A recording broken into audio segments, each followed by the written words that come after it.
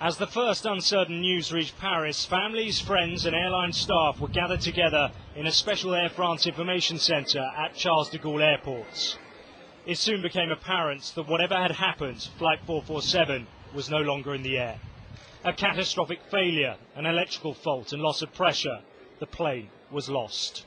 Face à une catastrophe aérienne. We are no doubt faced with a catastrophic air disaster. We are close to the passengers' families and we share their pain.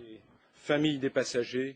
This Airbus 330-200 was only 4 years old. It was carrying 228 people en route from Brazil to France.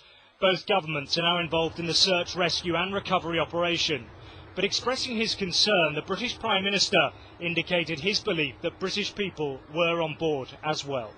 I do fear there may be some British citizens on board, but we're doing all the checking that is necessary, and of course it's very important to keep people properly informed. The flight left Rio at 11 p.m. last night. It was expected at Charles de Gaulle at 10:15 this morning, but the plane reportedly entered an area of strong turbulence a few hours into the flight at around 3:15 this morning. It sent an automatic message reporting a fault in an electrical circuit.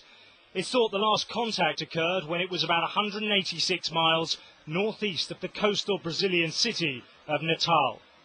Brazil's Air Force has mounted a search and rescue mission from the island of Fernando de Noronha, but the area it has to cover is hundreds of miles.